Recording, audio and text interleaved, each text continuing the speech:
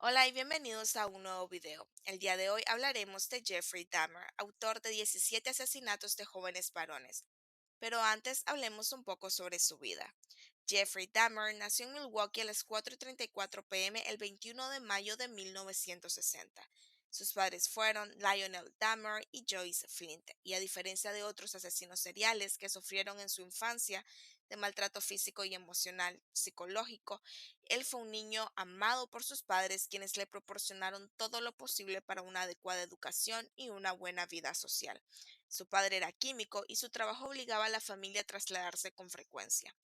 Dahmer, desde que iba a la guardería, era considerado como tímido. El maestro incluso le dio un ratón gris como mascota, pero esto fue insuficiente para conquistar su timidez y no le importaba la escuela en lo más mínimo. Parecía que él tenía dificultades para relacionarse con otros niños, que no sabía muy bien cómo pertenecer, que estaba incómodo. Tras reiteradas mudanzas, en 1967 la familia compró una casa en Bath, Ohio, donde Jeffrey pasó el resto de su infancia y adolescencia. Y además tuvieron un segundo hijo, un niño que nació el 18 de diciembre. Jeff, de 6 años de edad, eligió el nombre de su hermano, David. Jeffrey se llevaba muy bien con su padre y disfrutaba mucho ir a pescar con él. Se ocupaba de limpiar los pescados de una manera muy particular. Les abría la panza y se quedaba observando cómo morían antes de sacarles las vísceras. A los 10 años ya tenía una colección de piezas diseccionadas en formol, armada con animales muertos que recogía en una ruta cercana a su casa. Los llevaba al patio y los abría para estudiar su interior. Fue un perro grande que encontré en la ruta. Iba a separar la carne, blanquear los huesos, reconstruirlos y venderlo. Pero no llegué a hacerlo. No sé cómo empecé a meterme en esto. Es una afición un poco rara. Encontré al perro y lo rajé para ver cómo era por dentro. Después se me ocurrió que sería divertido clavar la cabeza en una estaca y dejarla en el bosque. Llevé a uno de mis amigos y le dije que me lo había encontrado entre los árboles. También le tomé una fotografía, le contó al agente Ressler del FBI. Jammer dijo que no sabía cómo sus fantasías empezaron y no tenía una respuesta definitiva sobre eso. También dijo, si supiera las verdaderas y reales razones por las que empezó todo esto, antes de que lo hice, probablemente no habría hecho nada de eso. La pasión por abrir animales muertos hizo que sus compañeros comenzaran a mirarlo como un freak y eso le dolió. Además, Dahmer se dio cuenta de que lo atraían los varones y entró en conflicto. Era algo que no quería. Aunque realizaba algunas actividades en la secundaria, como trabajar en el periódico y jugar al tenis, era considerado por sus compañeros como extravagante y que tenía problemas con el alcohol. Antes de cumplir 18 años, sus padres se divorciaron y su padre volvió a casarse meses después. Su padre y su nueva esposa lo convencieron para ir a la universidad, y en el otoño boreal de 1978 ingresó en la Ohio State University, pero debido a sus problemas con el alcohol, la abandonó en el siguiente semestre. En 1979, su padre lo convenció para entrar al ejército, a raíz de lo cual fue enviado a Alemania, en donde permaneció pocos años hasta que fue dado de baja por su alcoholismo. Después de vivir un tiempo en Florida, volvió a su casa en Ohio. Por entonces, la homosexualidad era mal vista en los Estados Unidos, por eso intentó reprimir sus impulsos. Empezó a tener fantasías en las que mantenía relaciones sexuales con hombres a los que posteriormente asesinaba y descuartizaba. En el colegio, estas fantasías lo tenían traumatizado, y para olvidarlas empezó a beber. Muy de mañana se pasaba por la casa de un amigo y tomaba un vaso de licor. Luego iba a clase. Describe esa época de Dahmer el periodista Chris Campos, uno de los fundadores del medio especializado Criminalía. El 25 de septiembre de 1978 se mudó a un apartamento en Milwaukee. Al día siguiente le ofreció $50 a un chico laosiano de 13 años para posar para unas fotografías. Pero al momento de acariciarlo, el chico se asustó y salió corriendo. Los padres del chico realizaron la denuncia y el 30 de enero de 1979 Dahmer fue encontrado culpable, pero solo permaneció en la cárcel 10 meses antes de ser liberado. En las entrevistas de Dahmer con el agente Ressler que están en los archivos del FBI, Jeffrey relata que una de las imágenes más frecuentes de sus fantasías era la de levantar a un joven atractivo en su auto y tener relaciones sexuales con él, y en junio de 1978 quiso hacer la realidad cuando iba manejando el auto de su madre, que estaba fuera de la ciudad, y vio a Stephen Hicks haciendo dedo en la ruta. Lo levantó y lo invitó a tomar algo en su casa, que estaba vacía. Todo iba bien hasta que Dahmer intentó acariciar a Hicks y este lo rechazó. Jeffrey salió de la habitación y volvió con una barra de hierro. Lo mató de un golpe en la cabeza y lo violó. No sabía cómo retenerlo, más que agarrando la barra de las pesas y golpeándolo en la cabeza. Luego lo estrangulé con la misma barra. Estaba muy asustado por lo que había hecho. Anduve un rato de un lado para otro por la casa. Al final me masturbé. Más tarde bajé el cadáver al sótano. Me quedo ahí, pero no puedo dormir. Vuelvo a subir a la casa y al día siguiente tengo que pensar en la manera de deshacerme de las pruebas. Compro un cuchillo de caza. Por la noche vuelvo a bajar, le abro el vientre y me masturbo otra vez. Le contó Dahmer al agente Wrestler. Después aprovechó su consumada habilidad para la disección para desmembrar el cuerpo de su víctima. Puso las partes en bolsas de plástico y las metió en el asiento de atrás del auto de su madre para irlas a tirar a un basural cercano. En el camino, un policía lo detuvo por ir demasiado rápido. Al ver las bolsas, le preguntó qué llevaba y Dahmer contestó que era basura que iba a tirar. El policía le labró una multa y lo dejó ir. Dahmer estaba aterrado, pero se dio cuenta de que si tiraba las bolsas en el basural podrían identificarlo, de modo que volvió a su casa, dejó los restos del cadáver en el sótano y se llevó la cabeza al baño, donde lo lavó y la apoyó en el suelo. Se masturbó mirándola. Esa misma noche llevó las bolsas a una tubería abandonada cerca de su casa, las metió ahí y la tapó con tierra. En su entrevista con Wrestler, Dahmer contó que al tomar conciencia de lo que había hecho se sintió aterrorizado y se propuso reprimir sus deseos o por lo menos canalizarlos de una manera no violenta. Dejó el alcohol y empezó a asistir a la iglesia. También se atrevió de ir de tanto en tanto a algún bar gay.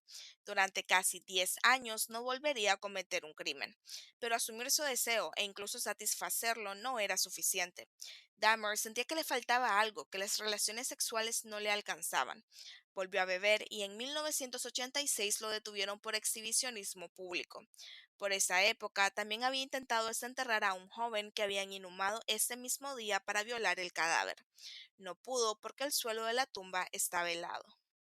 En septiembre de 1987, conoció a Stephen Twomey, que era de un pequeño pueblo en Michigan y trabajó en el restaurante de East Wells Street, justo detrás del Club Atlético de Milwaukee. Lo conoció en un bar gay y lo invitó a ir al Ambassador Hotel. Dahmer contaría después que no recordaba qué habían hecho ahí ni cómo lo había asesinado, pero sí lo que vio. Dijo, me desperté a la mañana siguiente, estaba acostado encima de Stephen. Inmediatamente vi que estaba muerto. Su cabeza colgaba sobre el borde de la cama y había sangre saliendo de la comisura de su boca. Peor que eso, Dahmer podía sentir las costillas del hombre debajo de él, como si estuvieran siendo sosteniendo los huesos. El cofre de Tommy había sido golpeado, estaba severamente mayugado y parcialmente expuesto. Luego miró sus propios brazos y manos. Ellos también estaban negros y azules con moretones. Se dio cuenta de que, una vez más, eran los brazos y las manos de un asesino. Sentí completo shock, recuerda, simplemente no podría creerlo. Horror, pánico, simplemente no podría creer que volviera a suceder después de todos esos años cuando no había hecho nada como esto.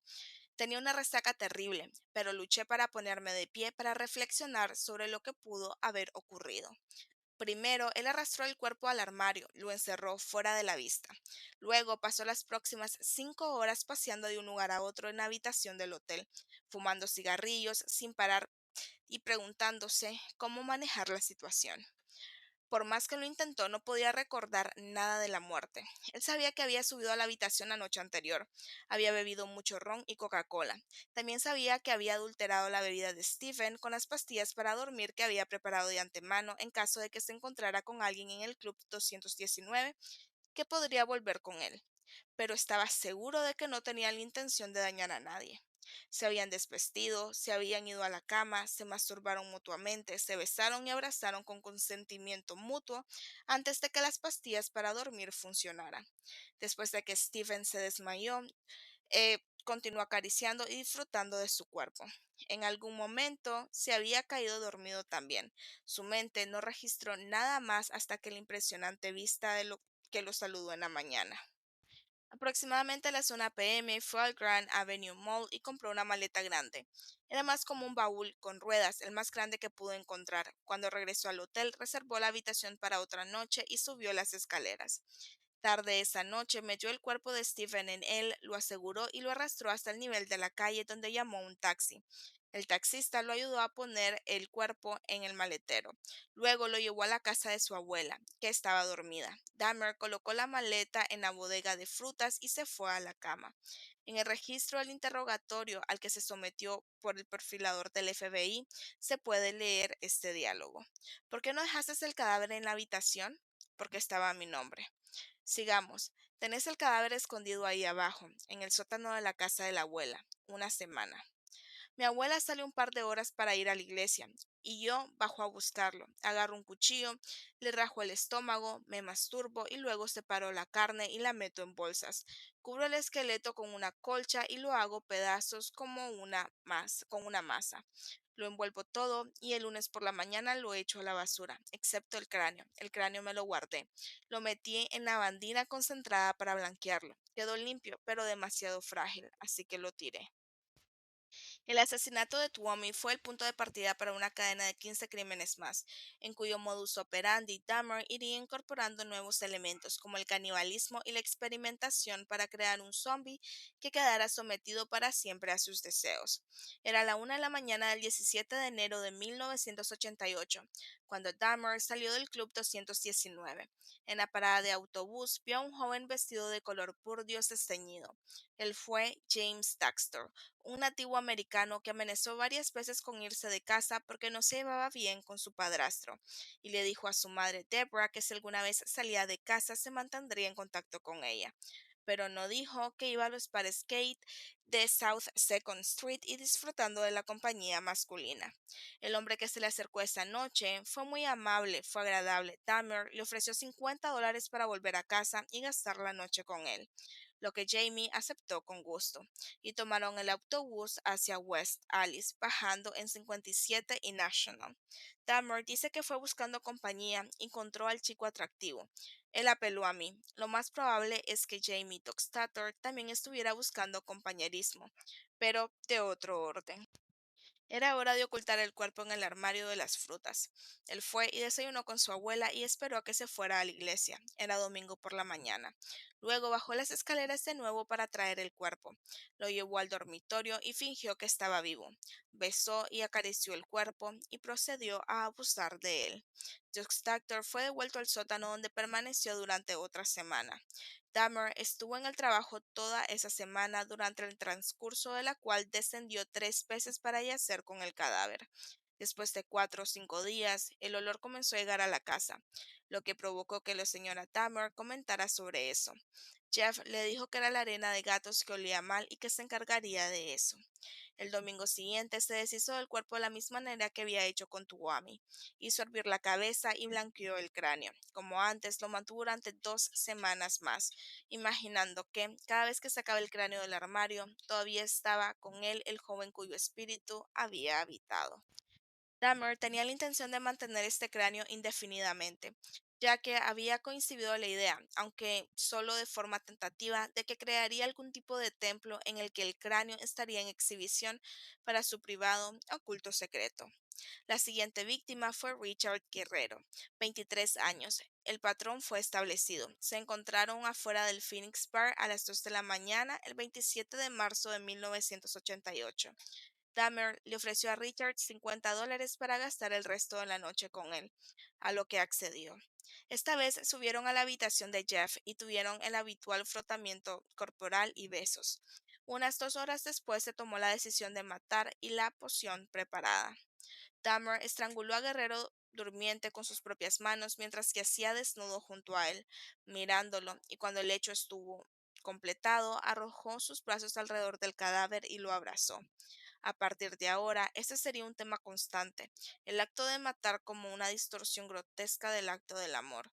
No le gustaba matar, sino que tenía que matar para amar, con el fin de permitirse la horrible parodia de la intimidad y el cariño que era el único tipo de amor que sabía mostrar. Después de esto, se mudó de la casa de su abuela, la que consideraba un obstáculo para cumplir con sus deseos. Alquiló un apartamento en Milwaukee en 808 North 24th Street.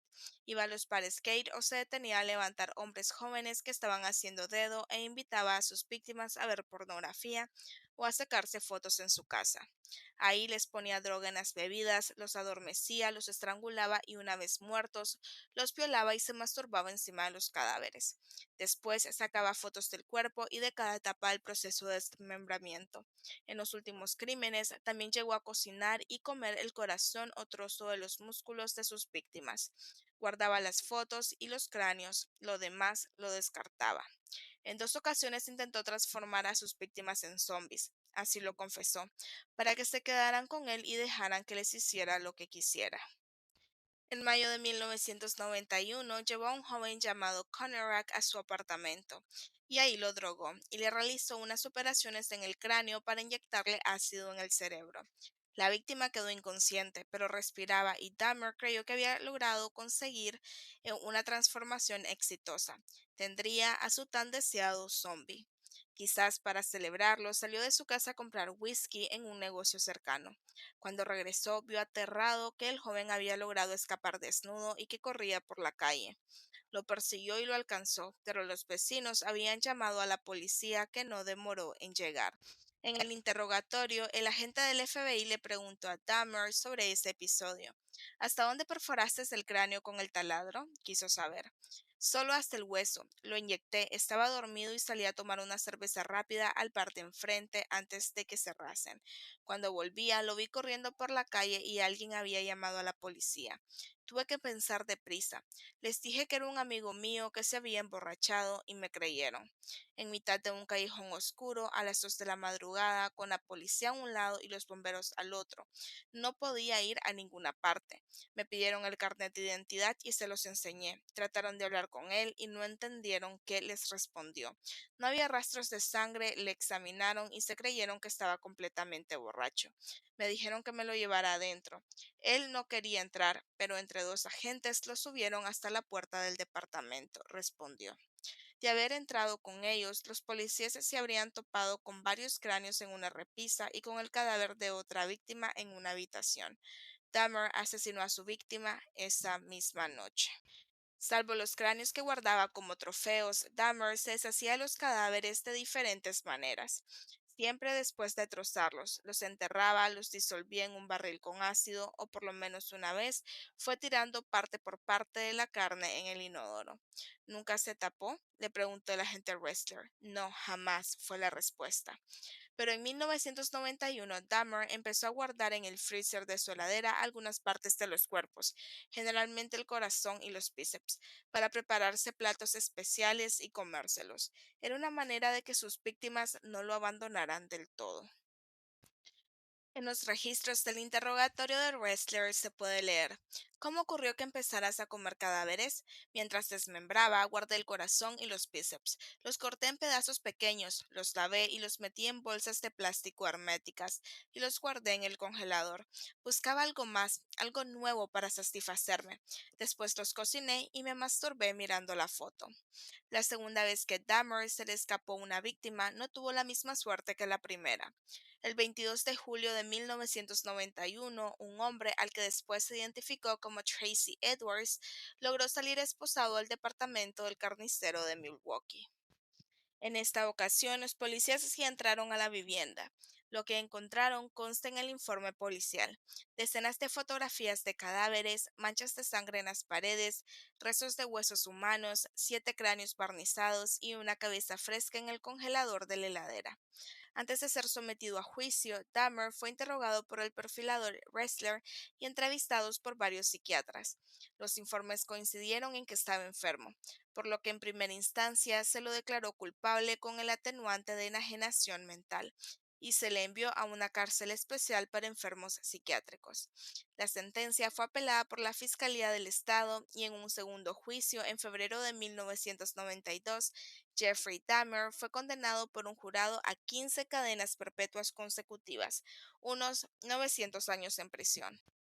El caníbal de Milwaukee fue a parar a Columbia Correctional Institute, en la localidad de Portage, donde al principio se lo tuvo separado del resto de los presos. Acosado por la soledad, Dahmer pidió que lo enviaran a un pabellón común y se lo concedieron. El 28 de noviembre de 1994, Dahmer limpiaba el gimnasio de la cárcel con Christopher Scraver, un esquizofrénico, y con Jess Anderson, culpable de asesinar a su esposa. Estaban en eso cuando Scraver empuñó una barra de metal de la sala de pesas y lo mató a golpes en la cabeza.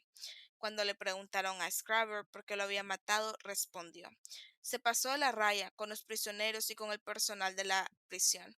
Algunas personas de aquí están arrepentidas de lo que hicieron, pero él no. Por eso lo golpeé con la barra. Casualidad o destino, el carnicero de Milwaukee murió de la misma manera que 16 años antes se había cobrado a su primera víctima. Bueno, eso es todo por el video de hoy. Espero les haya gustado. Nos vemos la próxima semana con un nuevo video. Adiós.